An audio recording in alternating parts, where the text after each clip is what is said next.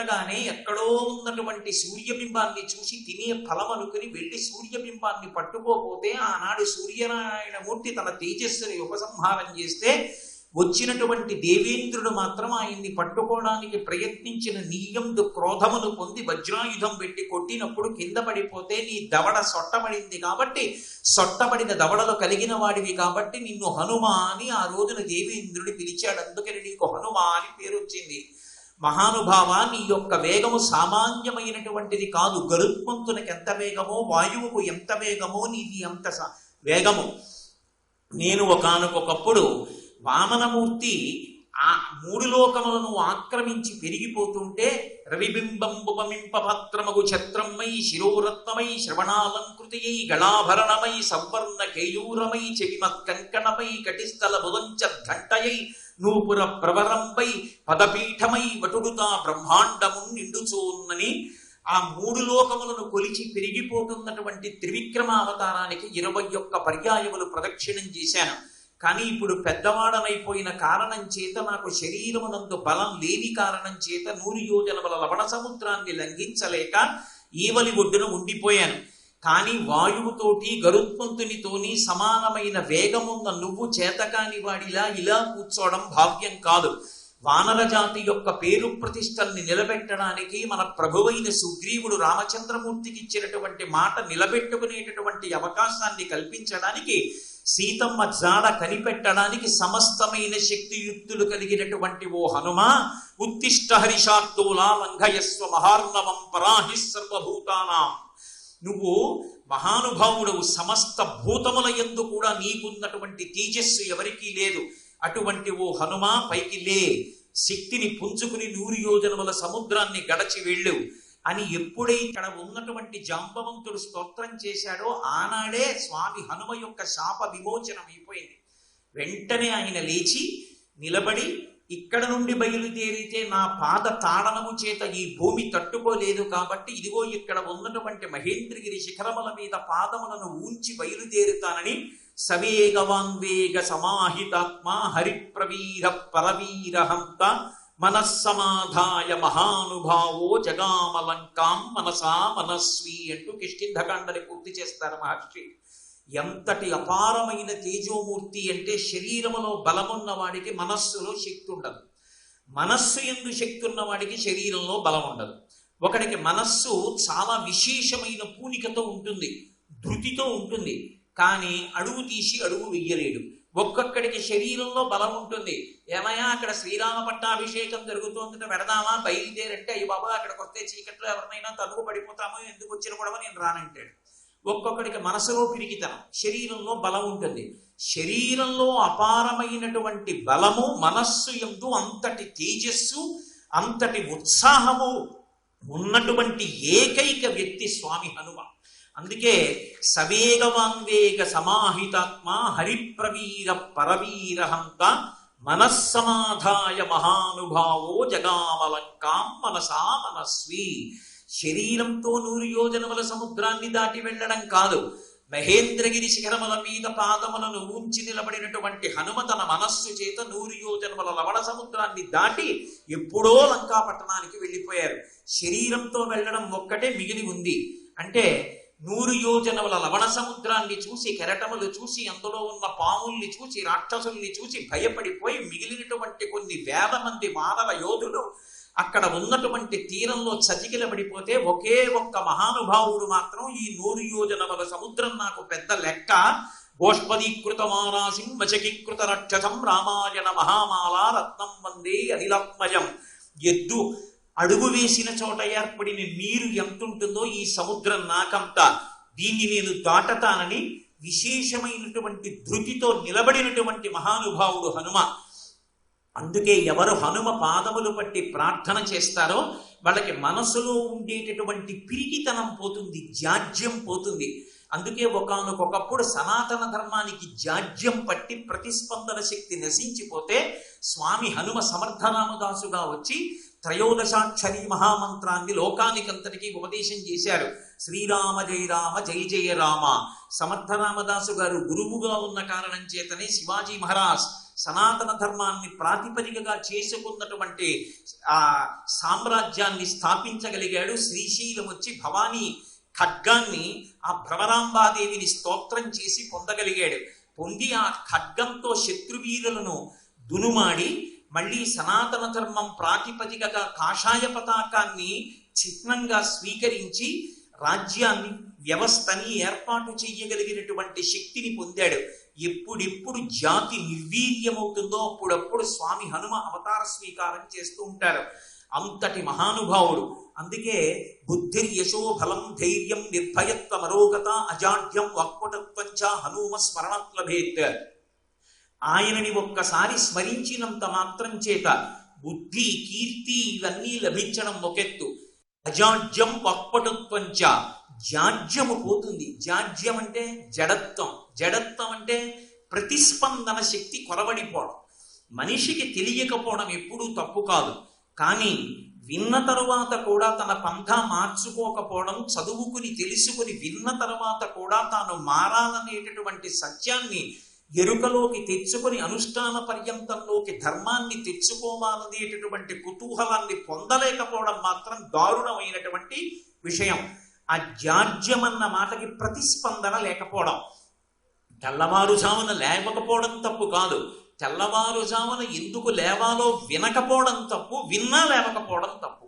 ఆ ప్రతిస్పందన లేకపోతే జడత్వం ఉన్నవాడు అంటారు. ఆ జడత్వాన్ని పోగొట్టగలిగినటువంటి రూపాలు లోకంలో రెండే ఉన్నాయి.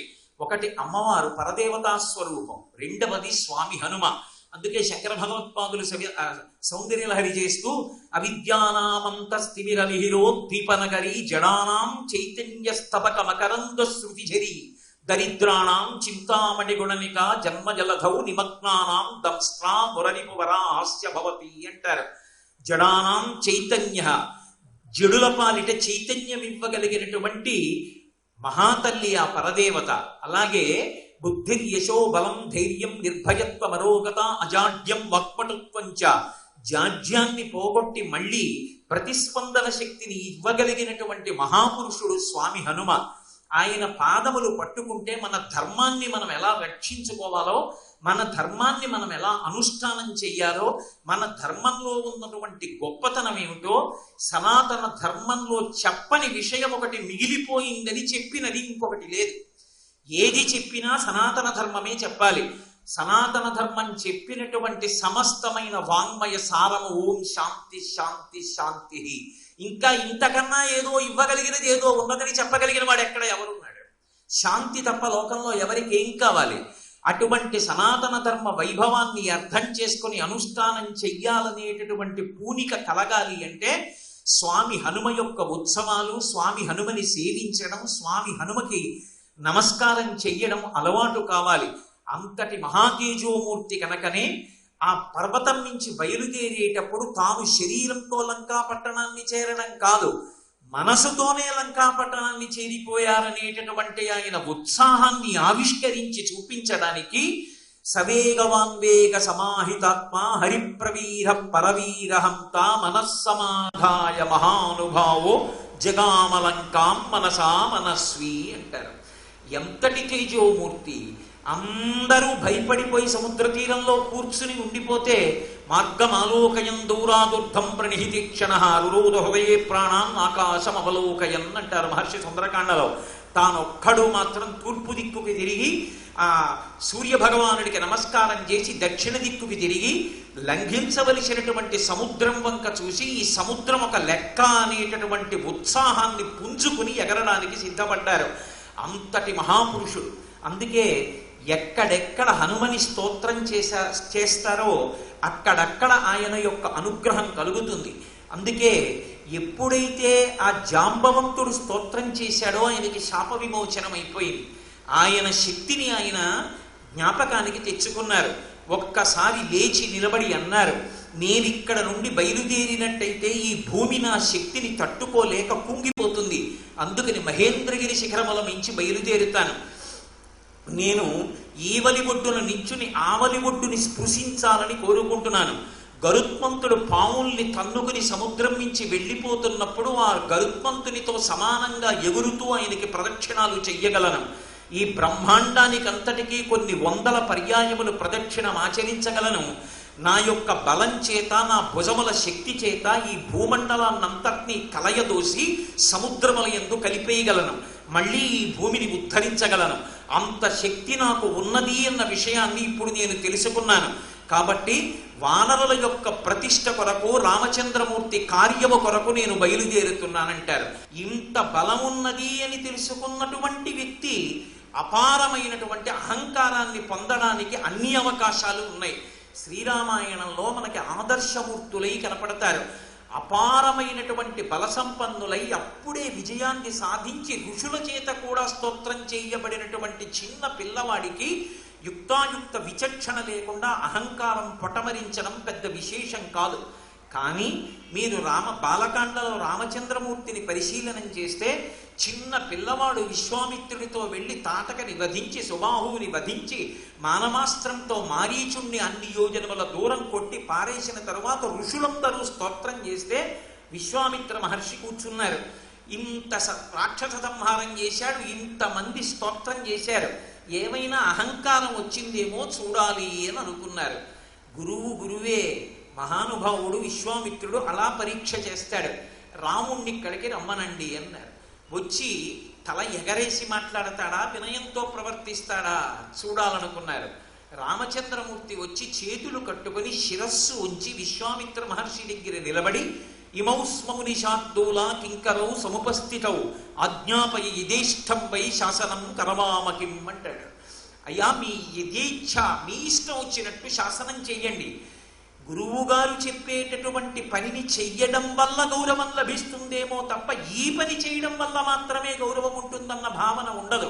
వాడు రాజాధిరాజు కావచ్చు, అయినా గురువుగారు నడిచి వస్తున్నప్పుడు గురువుగారి పాదుకలు పట్టుకోవడం, గురువుగారి పాదాల దగ్గర పెట్టడం, గురువుగారు స్నానం చేయడానికి వెడుతుంటే గురువుగారి కోసమని పాత్ర పట్టుకుని వెళ్ళడం, ఆయన స్నానం చేసిన తరువాత ఒళ్ళు తుడుచుకోవలసినటువంటి బట్ట, కట్టుకోవలసిన పొడి బట్ట పట్టుకుని వెళ్ళడం, గురువుగారు స్నానం చేసి విడిచిపెట్టినటువంటి తడి బట్టని పిడిచి ఆరయ్యడం, ఇవి గురు శుశ్రూష అంటే.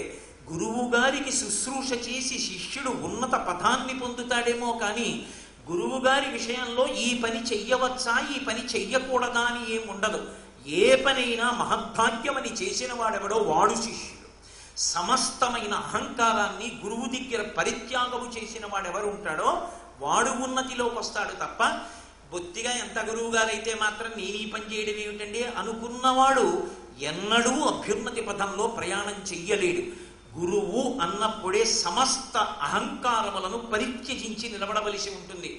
కామకోటి పీఠాధిపత్యం వహించినటువంటి చంద్రశేఖరేంద్ర సరస్వతి అనేటటువంటి పేరు కలిగిన 66వ పీఠాధిపతులు ఒకప్పుడు మశూచి వ్యాధి సోకి శరీరం విడిచిపెట్టడానికి సిద్ధంగా ఉంటే 14 ఏళ్ల పిల్లవాడు మహాదేవేంద్ర సరస్వతికి పీఠాధిపత్యం ఇస్తే, నా గురువు గారిని ముట్టుకుని ఆయనకి సేవ చెయ్యడం కన్నా పీఠాధిపతిని వెళ్ళి సింహాసనం మీద కూర్చోవడం నాకు గొప్ప కాదు. ఒకవేళ నా గురువు గారిని ముట్టుకుని సేవ చేసిన కారణం చేత మశూచి వ్యాధి నాకు కూడా వచ్చి సన్నిపాత జ్వరం వచ్చి నా శరీరం పడిపోతే నాకు వచ్చిన నష్టం లేదు, గురుసేవ చెయ్యకుండా ఉండలేనని మశూచి వ్యాధితో బాధపడుతున్న చంద్రశేఖరేంద్ర సరస్వతి మహాస్వామి వారికి సేవ చేసి మశూచి వ్యాధి వచ్చిన కారణం చేత గురువుగారు శరీరం విడిచిపెట్టిన 2 రోజుల్లో మహాదేవేంద్ర సరస్వతి కూడా శరీరం విడిచిపెట్టేస్తే 13 ఏళ్ల పిల్లవాడు స్వామినాథన్ అని పేరు కలిగినటువంటి పిల్లవాడిని మళ్ళీ చంద్రశేఖరేంద్ర సరస్వతి అన్న పేరుతో కంచికామకోటి పీఠాధిపత్యం ఇస్తే ఆయనే మహానుభావుడై నడిచే దేవుడిని పేర్గాంచి సనాతన ధర్మం ఇవాళ ఇంకా ఇలా నిలబడి ఉంది అంటే ఒకనాడు శంకర భగవత్పాదులు ఎంత కారణమో చంద్రశేఖరేంద్ర సరస్వతి మహాస్వామి అంత కారణం. మహానుభావుడు పాదచారి అయి సన్యాస ధర్మాన్ని అనుష్ఠించి భారతదేశమంతటా పర్యటించి ప్రతి చోట వేదాల గురించి, ఉపనిషత్తుల గురించి, శాస్త్రాల గురించి, ఈశ్వరుడి గురించి అనుగ్రహ భాషణాలు చేసి భక్తుల యందు భక్తిని ప్రచోదనం చేసినటువంటి మహాపురుషుడు మహాస్వామి. అటువంటి వ్యక్తులు గురు శుశ్రూష కోసం అంత వెంపర్లాడారు. వారు దేశంలో ఎక్కడ ఉన్నా సరే గురువుగారు నివసించినటువంటి కలవై అనేటటువంటి ప్రదేశం వంక తిరిగి నమస్కారం చేసేవారు. ఆఖరణ ఊపిరి అందక ప్రాణం ఉద్గతమైపోతున్నప్పుడు కూడా ప్రాణములు తమ తమ స్థానముల నుంచి కదిలిపోయి లేచిపోతున్నప్పుడు కూడా శరీరాన్ని ఇచ్చినటువంటి తల్లిగారి యొక్క ఫోటో తెప్పించి మహాలక్ష్మమ్మ గారికి నమస్కరించి మళ్ళీ పుట్టవలసినటువంటి అవసరం లేని జ్ఞానాన్ని ఇచ్చి తత్కారణము చేత మోక్షమును పొందడానికి కారణభూతులైనటువంటి తమ గురువు గారు నివసించినటువంటి కలవై వంక తిరిగి నమస్కరించి శరీరాన్ని నిశ్శబ్దంగా పక్కన పరిచారకుడు కూడా లేకుండా విడిచిపెట్టేశారు. మహాత్ములు చివరి ఊపిరి యందు కూడా గురువు పేరు చెప్తే అలా నిలబడిపోతారు. శ్రీరామాయణంలో రామచంద్ర ప్రభు వినయానికి మారు పేరు అయి ఆదర్శమూర్తిగా నిలబడతారు. మళ్ళీ అంతటి వినయం కలిగినటువంటి వాడు మహానుభావుడైనటువంటి హనుమ.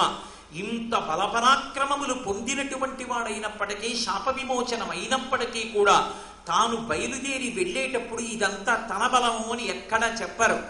యథా రాఘవ నిర్ముక్త శరస్వసన విక్రమ గచ్చేతద్గమిష్యామి లంకాం రావణపాలితాం నహి ద్రక్ష్యామీది లంకాయాం జనకాత్మజాం అనేనైవేగేన గమిష్యామి సురాలయం బద్ధ్వారక్షతరాజేన మామయిష్యామి రావణం సర్వదా కృతకార్యోహామీష్వామి సహసీతయ అంటారు.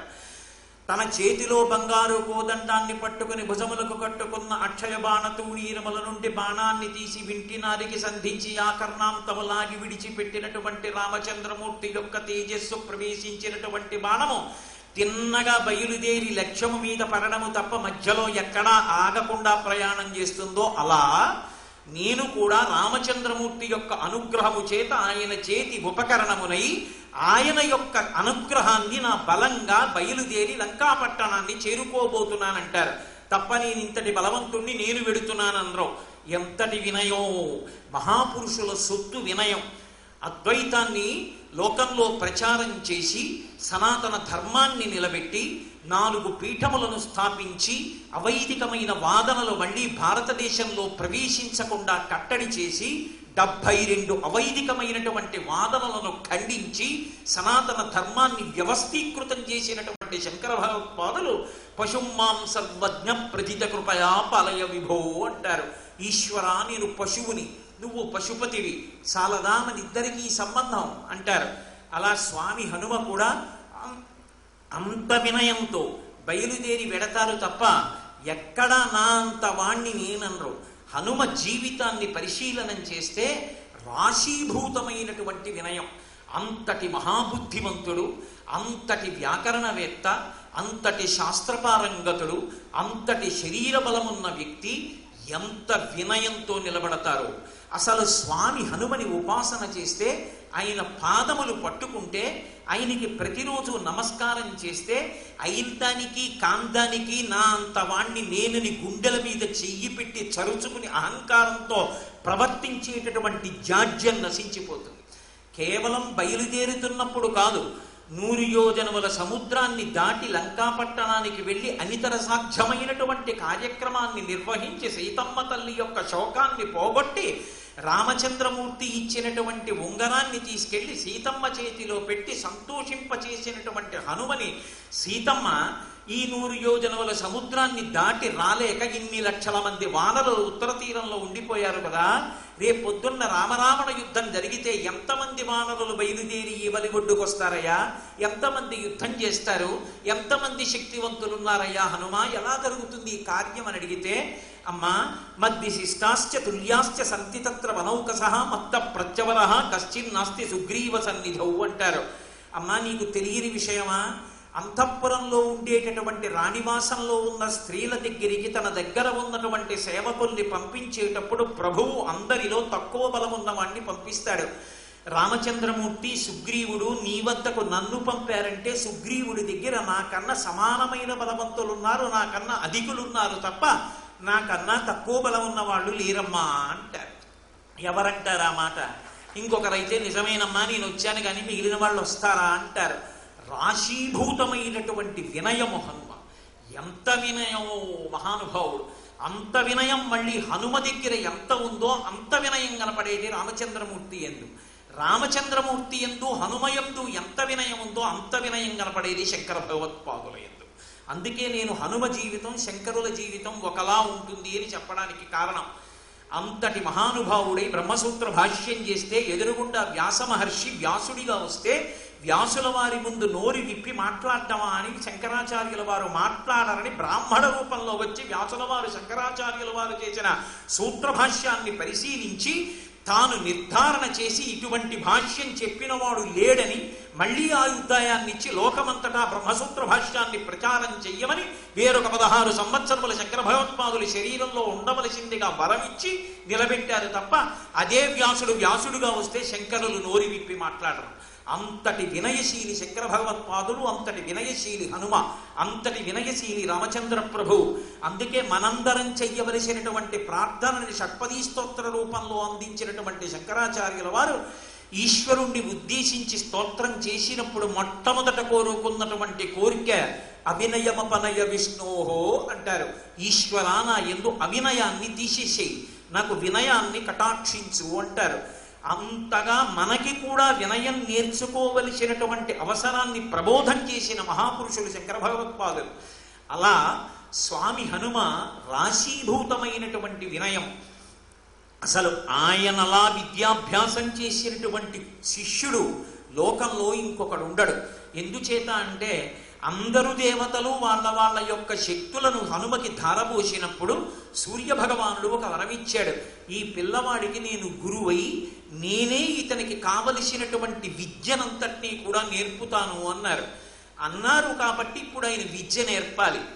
విద్య నేర్పవలసినటువంటి సూర్యనారాయణ మూర్తి విద్య నేర్పడం కోసం ఎక్కడో ఒక చోట ఆసనం వేసుకొని కూర్చున్నాడు అనుకోండి, లోకానికి గతులు ఎలా నిలబడతాయి? ఆయన కదిలితే తప్ప రాత్రింబవళ్ళు ఏర్పడవు. రాత్రింబవళ్ళు ఏర్పడితే తప్ప కాలమునందు కదలిక ఉండదు. కాలము కదిలితే తప్ప జీవుల యొక్క జీవన కాలము నిర్ణయింపబడదు. జీవులు పడిపోతే తప్ప మళ్ళీ కొత్తగా జీవులు రావడానికి అవకాశం ఉండదు. కర్మఫలితాలు అనుభవించడానికి పునర్జన్మ సిద్ధాంతము నడవడం ఉండదు. అటువంటి కాలమునకు ప్రధానమైనటువంటి సూర్యుడు గమనం లేకుండా ఒక చోట కూర్చుని పాఠం ఎలా చెప్తాడు? పోనీ ప్రయాణం చేస్తున్నటువంటి సూర్యనారాయణ మూర్తి దగ్గర పాఠం నేర్చుకోవాలి అంటే గురువుగారు రథంలో కూర్చుని వెళ్ళిపోతున్నప్పుడు గురువుగారితో సమానంగా నిలబడడం కానీ, గురువుగారితో సమానంగా కూర్చోవడం కానీ, గురువుగారి దగ్గరగా చెవి పెట్టి ఆయనతో ప్రయాణం చేస్తూ సమాన స్థాయిలో ఉండడం కానీ కుదరదు. గురువు అంటే అంత గౌరవాన్ని చూపించారు. విరాట పర్వంలో ఉత్తర కుమారుడు రథసారథ్యం చేస్తుంటే అర్జునుడు పిలిచి చెప్తాడు, ఎదురుగుండా భీష్మాచార్యులు, ద్రోణాచార్యులు, కృపాచార్యులు వీళ్ళందరున్నారు. వారు తాత, ఆయన గురువు ద్రోణాచార్యుల వారు. యుద్ధ భూమిలో నువ్వు రథాన్ని నడిపేటప్పుడు జ్ఞాపకం పెట్టుకో, ఎప్పుడూ కూడా మా గురువు గారి రథం నా కుడి చేతి వేపకు ఉండాలి తప్ప మా గురువు గారు నా ఎడం వేపకి రాకూడదు. ఎందుకంటే కుడి చేతి వేప ఉన్న పదార్థము ఎడమ చేతి వేప ఉన్న పదార్థము కన్నా పూజనీయము. పూజనీయుల్ని కుడి పక్కన ఉంచాలి. వారిని కుడి పక్కన ఉంచి రథాన్ని తిప్పు తప్ప ఎప్పుడూ ఎడం పక్కకి తిప్పవద్దు. ద్రోణాచార్యుల వారు తనంత తాను బాణం వేస్తే బాణం వేస్తాను తప్ప లేకపోతే బాణం వెయ్యను. యుద్ధం కోసం ద్రోణాచార్యుల వారి రథం ముందు నా రథాన్ని ఎప్పుడూ నిలబెట్టవద్దు. గురువు అన్న మాటకి అంత పట్టాభిషేకం చేశారు లోకంలో మహాపురుషులందరూ. అందుకే గురువు గారితో సమానంగా చెవి పెట్టి సమానంగా నిలబడి సమానంగా కూర్చుని ఎలా వింటారు? కుదరదు. పోనీ గురువుగారు పాఠం చెప్తున్నప్పుడు ఆయనకి కొంచెం దగ్గరగా ఉండి విందామన్న రథచక్రము యొక్క సవ్వడి, ఆకాశంలో ఉండేటటువంటి విశేషమైనటువంటి ధ్వని, అది కాక ఆయన క్షణానికి తేజస్సుని పుంజేసుకుంటాడు. మధ్యాహ్న కాలం అయితే మధ్యంతిన మార్తాండు అంటారు. ఆయన తేజస్సు ముందు నిలబడగలిగిన వాడు ఉండడు. అటువంటి గురువుగారు ముందు నిలబడి పాఠం ఎలా నేర్చుకుంటారు? గురువుగారికి పోని అభిముఖంగా నిలబడదామా? కేవలం ఎదురుగుండా గురువుకి నిలబడకూడదు, పక్కకి నిలబడాలి. సూర్యనారాయణ మూర్తి తన రథంలో బయలుదేరి వచ్చేస్తున్నప్పుడు ఆయన వేగానికి ప్రతిబంధకం కాకుండా ఆయన రథం ఎప్పుడు ఎంత వేగాన్ని పుంజుకోవాలో అంత వేగానికి అవకాశం ఇచ్చేస్తూ బహుశ్రద్ధతో ఆయన చెప్పినటువంటి పాఠంలో స్వరం తప్పకుండా చెవిని ఆధారం చేసుకుని వింటూ తాను వెనక్కి నడుస్తూ ముందుకొస్తున్న రథంలో సూర్యుడు చెప్పిన పాఠాన్ని స్వామి హనుమ విని నవవ్యాకరణ పండితుడయ్యాడు. అటువంటి శిష్యుడు లోకంలో ఎక్కడుంటారు? అందుకే హనుమ పాదములు పట్టి ప్రార్థన చేసినటువంటి వాడికి గురుభక్తి అలవాటు అవుతుంది. అసలు గురువుగారి పేరు చెప్తే ఎంత వినయంతో ఉండాలో, గురువుగారి దగ్గర ఎంత గౌరవంతో ఉండాలో హనుమ పాదములు పట్టి నమస్కరించిన వాడికి మాత్రమే భావప్రచోదనం అవుతుంది. అంతటి మహాపురుషులు హనుమ. సర్వం శ్రీ ఉమామహేశ్వర పరబ్రహ్మార్పణమస్తు. స్వస్తి.